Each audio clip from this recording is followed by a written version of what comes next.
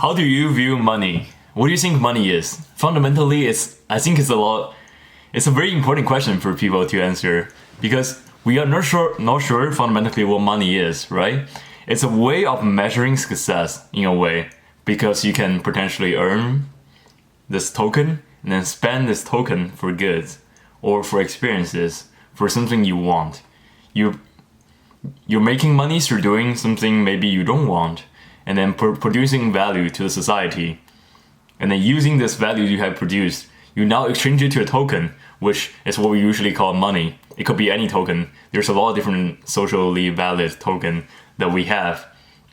One of them is social validation.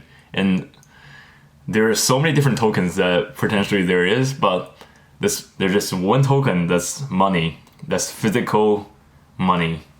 So now you acquire some token and you can potentially spend it in something that you potentially want value out of the society.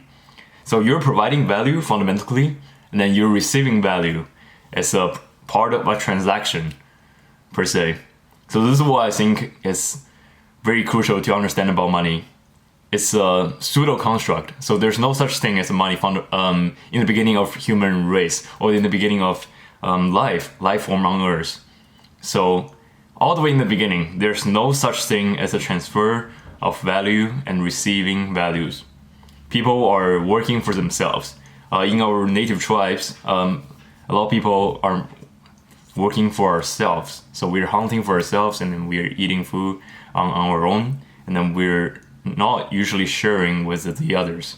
And somewhere along the line, like tribal people become aware of benefits of being sociable and being potentially able to switch to share their prey and to share their food stocking with the others. In turns, they will receive a lot of food back in the future. So there's some sort of deal inside of this, even in the beginning stage of having these kind of exchange. So before, although there's no like physical money, there's no paper money, there's no shells, there's no like piece of token you use as a transferring of value. But what you had to use in that age is to exchange good for good, exchange an object for another object that you desires. So that's the beginning of how this kind of social system of exchanging goods with others begin. And then later on, somewhere along the line, people discovered maybe we can use something that stays as a piece of token to express certain value. So in the beginning, I know the certain group of people use green, some group of people use shells, and so these items are normally non-breakable, not too breakable. It's very hard for it to decay, so you can always use this as exchange in exchange for others as a centralized token that we all recognize in maybe our village, maybe our tribes. So this is where money and the concept of having money began. Now later on, we obviously discovered paper money and then using credit card now with a wireless transaction of money. These are fundamentally similar to shells and greens because essentially these are still the same kind of token that we use to exchange goods. So this is fundamentally what money is. And why do we need money? Because our society now, we have to use money to pay our rent, pay for our food. It's very unlikely that we're gonna hunt on our own. It's very unlikely that we're gonna use hunter-gatherer method to acquire food, and to live kind of a homeless lifestyle without paying rent. So our society requires money from us in order for us to survive as a part of the society. So we contribute to the society by making money, by providing value to the society, and then we receive value from society, which are potentially having a place to stay, having good food, having going to the restaurants, buying goods, buying clothes, things like that. So money does have this kind of mechanism that reinforces providing and receiving value from the society as an individual person that participates in our grand scheme of things. So fundamentally, I think money can be understood this way, but I have an alternative I have an alternative understanding of the money system and money itself. So let me explain. I think money is also, well, it is the exchange of value, of course, but money is also a token that represents time.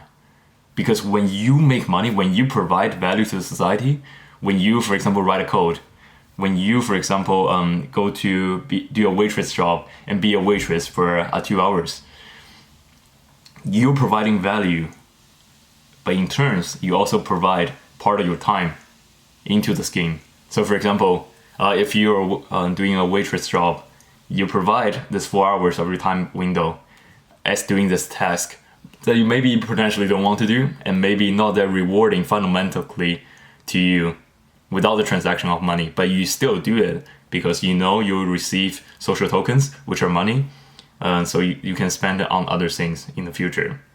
So that is a loss of money. You lose 4 hours of your time while doing this waitress job. And this 4 hours you could potentially be using it for like leisure time. You can potentially be using it for your own good. So you don't have to stay in a restaurant and do all this thing, but you choose to do it. So there's a cost of time there. And my argument is, it's always better to make a lot of money in a short period of time than the same amount of money across, like, for example, 8 hours. If you work 8 hours and you get like 12 hours, $15 per hour, it's not as good as getting, like, for example, $200 for an hour's work, but no other work throughout the day. This may sound very bizarre too, but I feel like the time cost of actually going there and earning money is more than you think. It's always better to work less and earn not as much than working more and earn more money, per se, because you're essentially spending your life force, which is time, because you're consuming all this time. It's very hard to reverse aging, you know? Like, we're aging all the time. At this moment, TikTok, you're becoming older. You're becoming more mature. Your body is slowly decaying. And every single moment that you breathe the air on the earth, your body is not going to be the same, or not going to be as good as the moment before, most likely. But some people, obviously, if you eat a very healthy lifestyle, you can potentially reverse your biological age. I know that, but I'm just saying in general, with every passing of the moment, your body is not the same as it is before. And over time, this, in a short period of time, it doesn't matter, but over time, if you work a very tiring job that requires you to do 9 to 5, 8 hours a day, or even a work schedule, so in a lot of like East Asian countries, people work literally 6 days a week, and then almost 12 hours per day. That kind of schedule, although you will make money, sure, but this kind of schedule will kind of ruin your life because you no longer have a lot of free time that you can do the things you actually want to do, because your company or the people that pays you will tell you what you need to do for the company.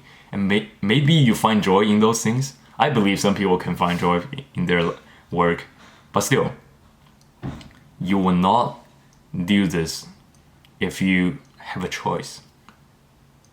So maybe think about this. When you work less and you get paid more for like the less hour you work, you're earning all these hours, which are monies. You're earning all this extra time in your life that potentially could provide more value and more happiness and more fulfillment for you, because fundamentally we want the best version of ourselves, and you don't achieve it by working a 8-hour job. It's just very impossible to do that.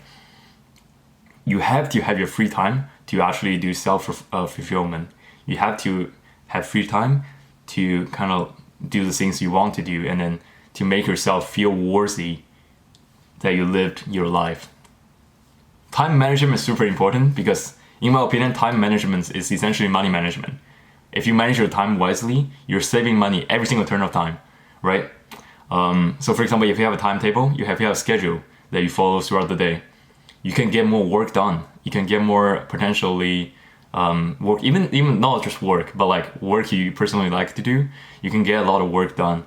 in a short period of time. So you have like other free time to do other things, to learn new information, to learn and improve yourself constantly without having to work a desk job, without having to work an 8-hour schedule. So this is at least my view on life. Obviously, a lot of people are after a lot of different things. I know a lot of guys and a lot of people in general really want to become successful in their specific field, which requires a lot of time being put into it. Also, maybe it's not as rewarding, I will argue, psychologically. After you achieve something, you will not feel as good as you think you would.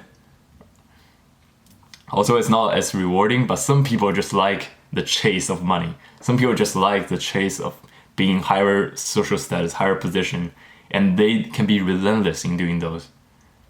That's also a way of life, but I'm arguing that for me personally, I believe I would like to conserve my time for myself. I would like to work less hours and then produce more values in these work hours, and have hours throughout the day that I use only for myself, only for benefiting myself and improving myself as a person. So that's my thought. Thanks so much. I'll see you in the next one.